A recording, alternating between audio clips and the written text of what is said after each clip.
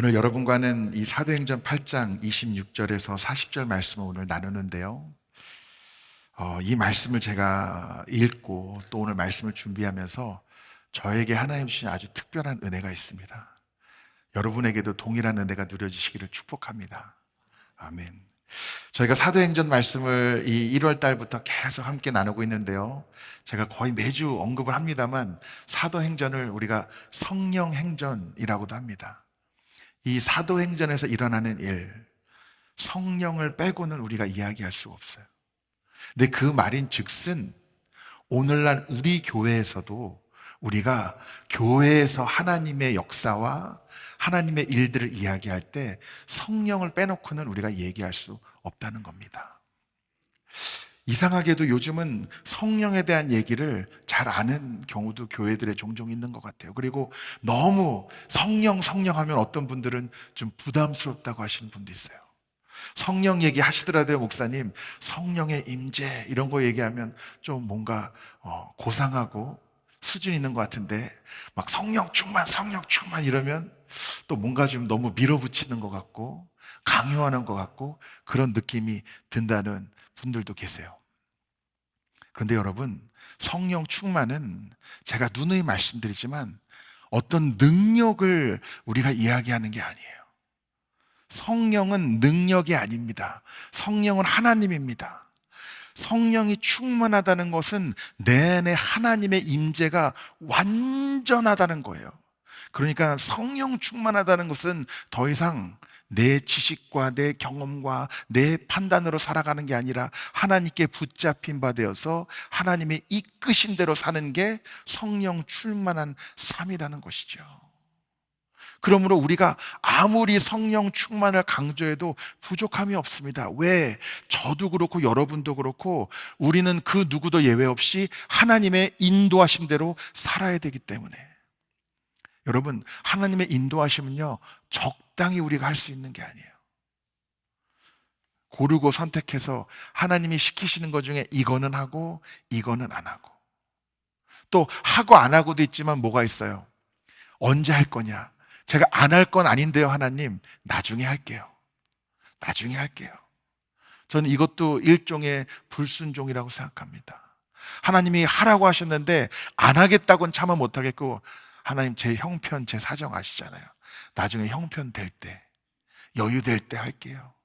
하나님, 이거는 하나님의 뜻은 맞습니다. 반드시 이루어져야 될 텐데, 근데 제 생각엔 이건 제가 할 일은 아닌 것 같아요. 하나님, 다른 사람한테 맡기셔야 될 것 같아요. 다 모양과 형태는 다르지만 동일하게 뭐냐? 불순종이라는 거예요. 여러분, 성령의 임재와 이끄심대로 온전히 순종하는 여러분이 되시기를 축복합니다. 오늘 말씀에서도 빌립은 순종하는 모습을 보입니다. 아시겠지만 빌립이요, 이 전에 어떤 내용이 있습니까? 그가 말씀을 전하고 가르치고 기도하고 그러는 곳에서마다 기사와 이적이 나타나고 병자가 치유함을 받고 사람들이 예수님을 만나고 구원받고 놀라운 역사들이 나타나요. 한참 지금 이제 이 빌립이 유명세를 타고 있습니다. 아마 이 빌립이란 이름을 들어본 사람들이 굉장히 많았을 거예요. 근데 갑자기 주의 사자가 나타납니다. 주의 사자가 뭐예요? 천사. 천사가 나타나서 빌립에게 말을 하는데 남쪽을 향해 가서 예루살렘에서 가사로 내려가는 길까지 가라. 근데 여기가 어디냐? 광야예요, 광야. 여러분, 광야에는 사람이 있습니까? 없습니까? 광야에는 사람이 없어요.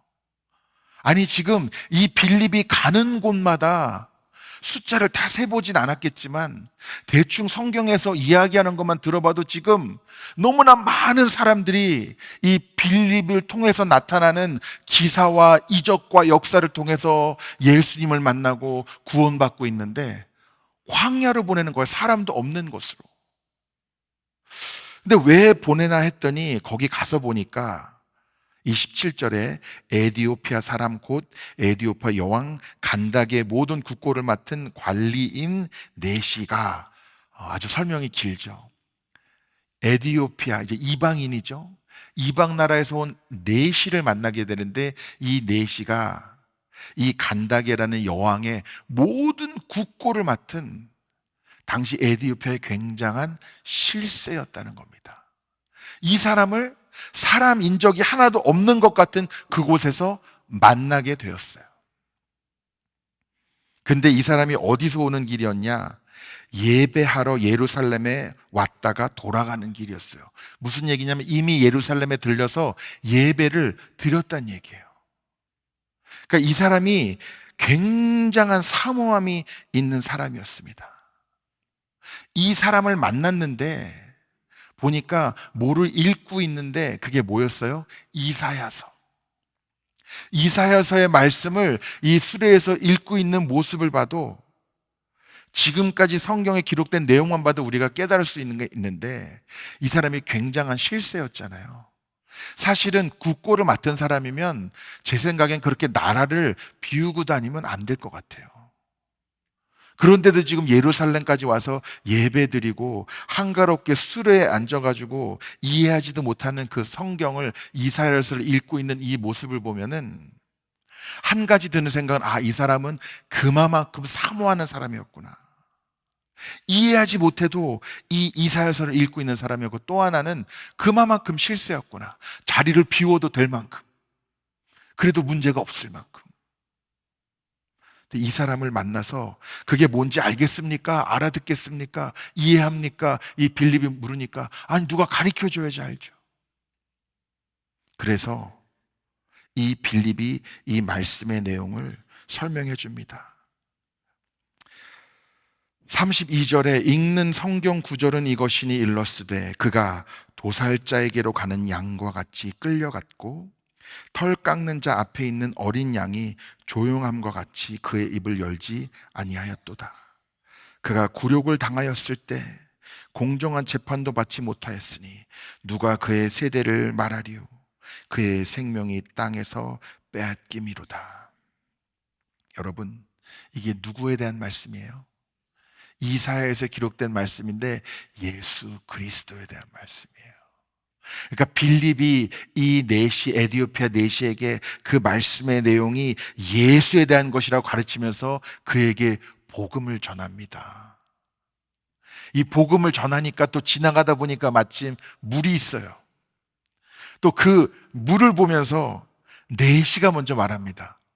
세례 받고 싶다고. 세례 안 받을 이유가 뭐가 있냐? 그래서 수레를 멈추고 빌립과 내시가 둘 다 물속으로 들어갑니다. 여러분, 세례를 할 때 물속으로 이렇게 같이 들어간 거예요. 근데 또 물속에 들어갔다가 나오니까 빌립이 안 보여요. 빌립이 사라졌어요. 성경에 뭐라고 나왔냐면 둘이 물에서 올라올새 주의 영이 빌립을 이끌어 간지라. 영어 성경에 뭐라고 나왔냐면 The Spirit of the Lord suddenly took Philip away. 성령이 갑자기 빌립을 어디로 데려갔대요. 이게 무슨 얘기입니까? 글쎄요, 이게 순간이동입니까? 뭡니까? 갑자기 여기 있다가 물속에 들어갈 땐 같이 들어갔는데 나오니까 빌립이 없는 거예요. 그런데 내시는 기쁘게 길을 감으로 그를 다시 보지 못하니라. 그냥 이렇게 말씀이 마무리가 됩니다. 그리고 빌립은 아소도에 나타나 여러 성을 지나다니며 복음을 전하고 가이사랴에 이르니라. 저는 이게 어떻게 됐는지 더 자세하게 기록되었으면 좋았을 텐데 말씀대로만 따져보면 같이 물속에 들어갔다가 나온 거는 내시만 나온 거잖아요. 그리고 지금 빌립은 다른 곳에 나타났잖아요.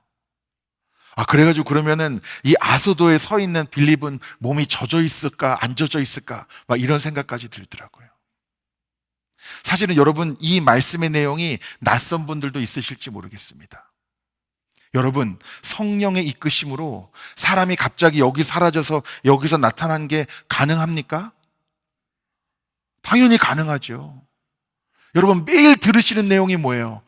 눈먼 자가 눈을 뜨고 날 때부터 안진병이었던 자가 일어나가지고 걷고 뛰고 춤을 추고 죽은 자가 살아나고 그 중에 상식적으로 가능한 일이 뭐가 있습니까? 근데 하나님이 하시면 다 가능한 것이죠. 그러면 사람이 물속에 들어갔다 딴 데 나타나는 게 그게 왜 가능하지 않습니까? 성령이 이끄시면 가능한 것이죠. 문제는 뭐냐면 우리가 아까도 말씀드린 것처럼 성령의 이끄심, 성령의 역사를 너무 기적, 능력 이런 것에만 우리가 집중하고 성령의 이끄심은 하나님의 말씀에 온전히 순종하는 것이구나. 이것을 우리가 자꾸 잊는 데서 문제가 있다는 겁니다. 왜 이 사도행전 8장 26절부터 빌립이 에디오피아 내시를 만나는 이 내용이 이 사도행전에 있어서 왜 중요한가? 여러분이 잘 들으셔야 되는데요. 처음부터 성령이 임하니까 주로 어떤 일들이 일어나요? 베드로가 한번 설교하면 수천 명이 예수님을 영접합니다. 여러분, 설교하는 입장에서 그 말씀을 읽을 때 여간 부담되는 게 아니에요. 성령이 임하면, 성령이 이끄시면 기본적으로 수천 명이 회심해서 예수를 영접하고 안전뱅이가 일어나고 눈먼 자가 눈을 뜨고 이런 일들은 기본적으로 다 나타나는 것이구나. 그러니까 내가 하는 일에 그런 놀라운 기적들이 날마다 일어나지 않으면 내가 뭔가 문제가 있구나 라고 생각할 수도 있는 것이죠. 여러분이 빌립이었다고 생각해 보세요. 지금 가는 곳마다 내가 말씀 전하면 사람들이 다 영접하고, 기도하면 기적이 일어나고, 병자들이 치유받고, 가는 곳마다 사람들이 우르르 몰려들어서 당신이 그 빌립이냐고 이렇게 물었을 거 아니에요. 그런 상황에서요, 믿는 사람들도 거기서 스스로 또 어깨가 힘이 들어가기가 쉽습니다. 아니, 왜 하나님은 천사까지 불러서 나를 광야로 보낸대? 내가 이렇게 기도할 때마다 역사가 일어나는데 저기 다른 사람 보내시지? 내가 볼 때는 별 특별한 일도 맞지 않고 뭐 해도 특별한 열매가 없는 사람들도 저기 있는데 그 한 사람 만나라고 굳이 왜 나를 보내실까? 이렇게 생각할 수도 있지 않겠습니까? 다른 사람들이 보기에도 마찬가지였을 것 같아요. 아니, 지금 우린 빌립이 너무 필요한데 왜 빌립을 광야로 보내십니까? 다른 사람 보내시지. 비슷하지 않으세요? 성령이 우리에게 말씀하시는데, 주님, 저는 할 수 없습니다. 주님, 나중에 하겠습니다. 주님, 다른 사람이 하는 게 나을 것 같습니다. 불순종하는 마음이 성령의 임재와 이끄심을 충만히 경험한 사람들 가운데서도 얼마든지 일어날 수 있다는 거예요. 그렇다면 도대체 왜 하나님은 천사를 보내서까지 이 빌립을 인도하셔서 이 에디오피아 내시 이 이방인을 만나게 하셨을까?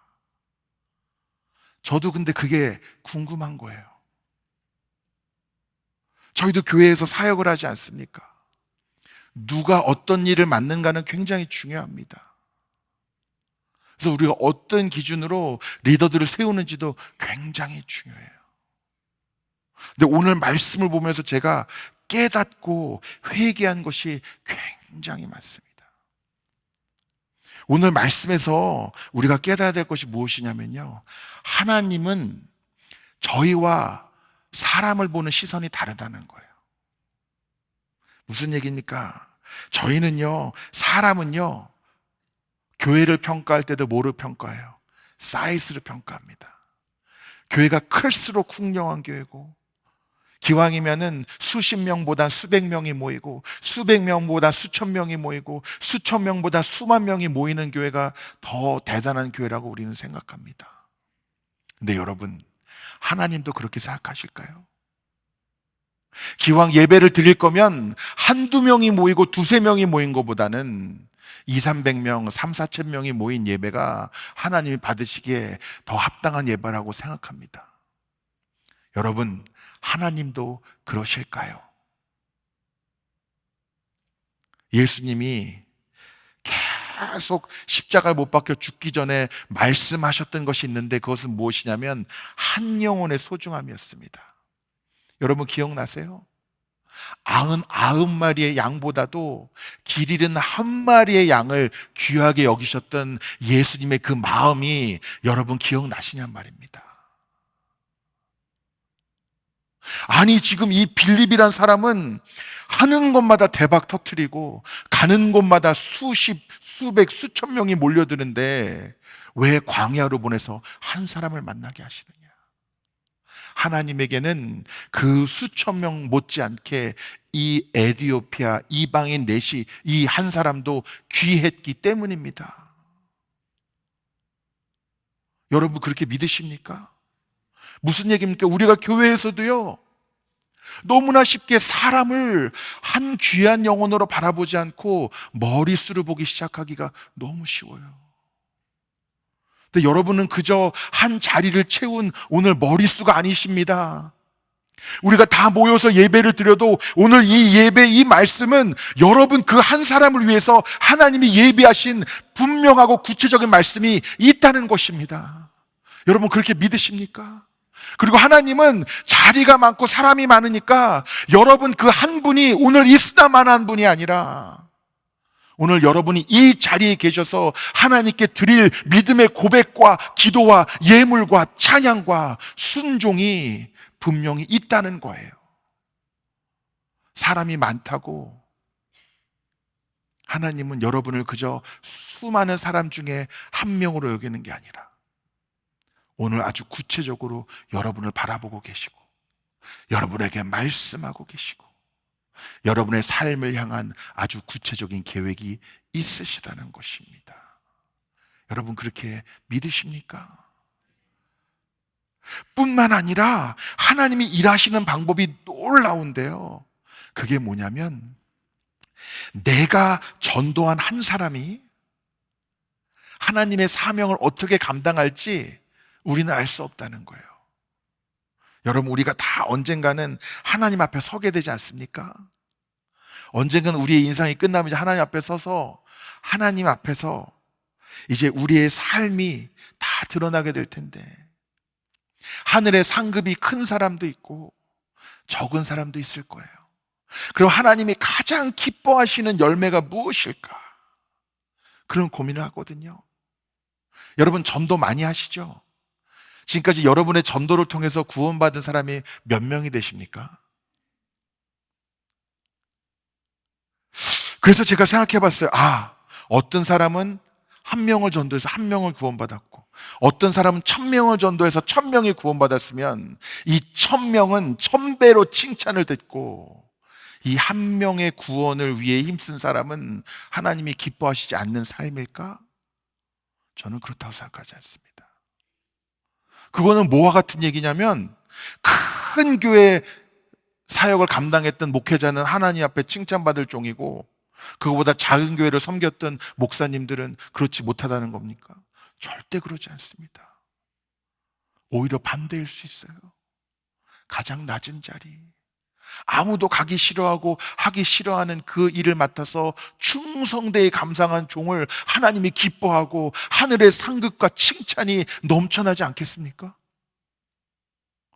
무슨 얘기입니까? 여러분, 저 사람은 전도도 잘하고 원래 성격이 저래, 말도 잘하고 부끄러움도 없고 그러니까 저렇게 전도를 잘하지, 저거는 내 일이 아니야, 내 달란트가 아니야. 아닙니다. 저희 요즘도 계속 토요일날 지금 전도가 일어나고 있어요. 하나님이 계속 성령의 감동으로 전도할 마음을 주시니까 전도하는 인원이 자꾸 늘어나고 있어요. 어떤 분들은 얘기합니다. 그거 마트 앞에서 전도지 나눠주는 거 그거 별로 효과 없지 않냐고. 그런데 여러분 하나님의 일은요 효율로 하는 게 아니에요. 며칠 동안 몇 장의 전도지를 나눠줘서 그중에 몇 명이 그걸 받고 교회에 왔느냐 통계를 내가지고 이거는 효율이 떨어집니다, 이거는 효율이 좋습니다, 이렇게 접근하는 게 아니라는 겁니다. 무슨 얘기냐면 여러분 10년을 전도를 해서 단 한 사람이 그 전도지를 통해 구원을 받았을지라도 그 한 사람이 베드로가 될지 바울이 될지 우리가 어떻게 알아요? 그 한 장의 전도지, 그 한 번의 순종을 통해 하나님이 어떻게 일하실지 우리에게 어떻게 계산할 수 있냐는 겁니다.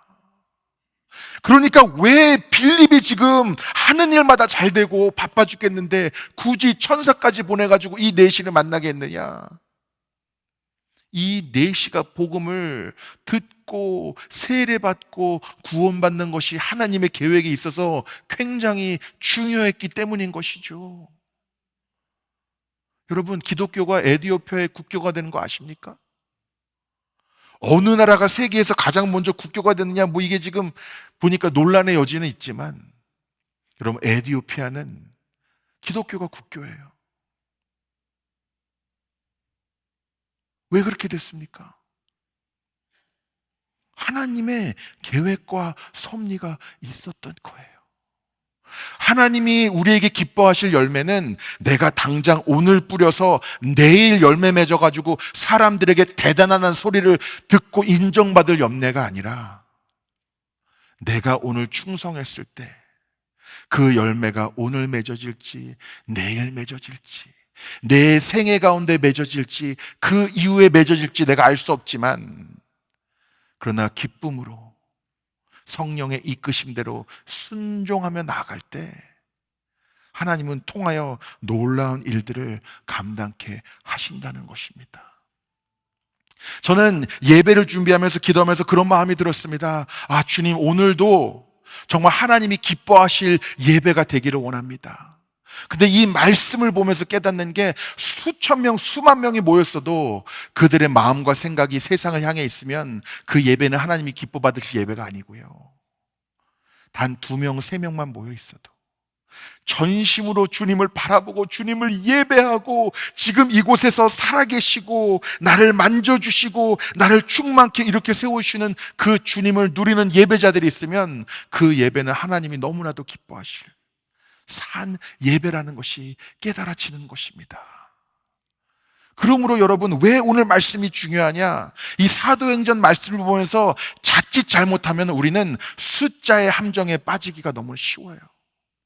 아, 제대로 성령 받으면 수천 명이 회심하는 게 기본이고 교회가 수만 명의 성도로 가득 차는 게 기본이고 당연한 것이고 그것이 의미 있는 것이고 그것이 더 대단한 것이고 그것이 더 중요한 것이고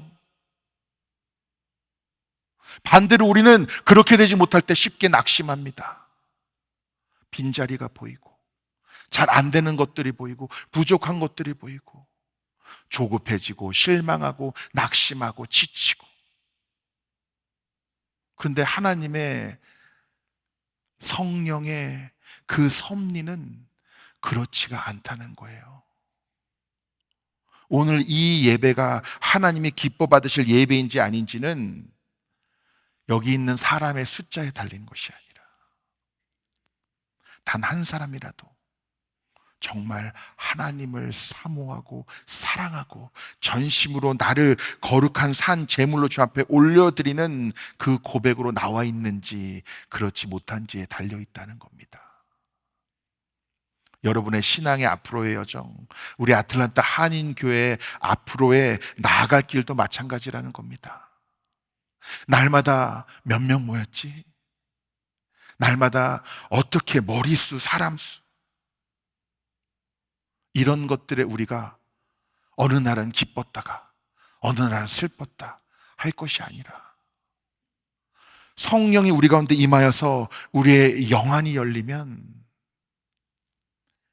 아, 오늘은 사람이 더 적더라도 하나님이 기뻐 받으실 예배라는 것. 오늘은 사람이 가득 차서 빈자리가 없고 의자를 가져와야 될 정도가 되어도 하나님이 기뻐하시지 않을 예배가 될 수 있다는 것. 하나님이 나를 통해서 이루기를 원하시는 일은 사람들 보기에 대단하다는 소리 들을 만한 눈에 보이는 열매가 아니라 나를 통해서 단 한 영혼이 예수를 만나고 단 한 영혼이 치유를 받고 단 한 영혼이 구원을 받더라도 아니 설사 당장 아무런 열매가 보이지 않을지라도 끝까지 충성되이 하나님의 일과 사명을 감당할 자들을 주님은 찾고 계시고 통해서 일하기를 원하신다는 것입니다. 여러분 어쩔 때 신나십니까? 신앙생활할 때 눈에 보이는 것에 따라서 기분이 좋아졌다가, 눈에 보이는 것에 따라서 낙심했다가 하고 계시지는 않습니까? 바라옵기는 빌립에게 임하였던 성령, 저와 여러분에게 오늘 충만히 임하여서 주님이 참으로 기뻐하실 예배가 오늘 주 앞에 올려드려지고, 이제는 눈에 보이는 것에 좌지우지하는 것이 아니라 오직 주님만을 바라보고 주님만을 의지하며 한 영혼을 향한 주님의 마음, 그것을 품고 나아갈 때 나를 통해 주님을 만난 그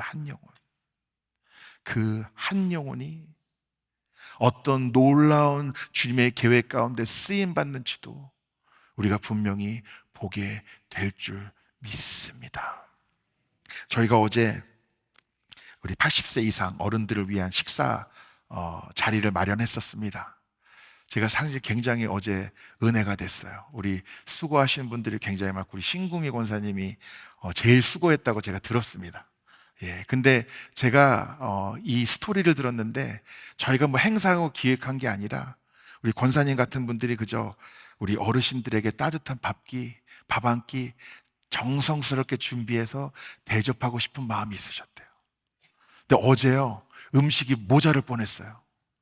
몇 명이 올지 몰랐는데 너무 많이 오셔가지고, 사실 모자란 게 꼭 좋은 건 아니지만 그만큼 어제 풍성한 자리였습니다. 제가 그래서 어제 은혜를 많이 받았어요. 여러 가지 복잡한 생각이 들었는데, 또 저희 교회에서 많이 하는 얘기가 뭐냐면 우리 젊은 사람들이 더 필요하다, 이런 얘기 많이 하거든요.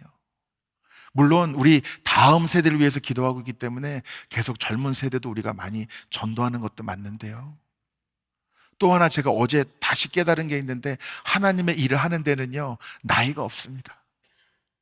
얼마나 젊고 뭐 힘이 세고 이게 중요한 게 아니고, 얼마나 성령 충만하고 성령의 이끄시는 대로 사는 분들이 많이 계신지, 그것이 정말 중요하구나 다시 한번 깨달았습니다.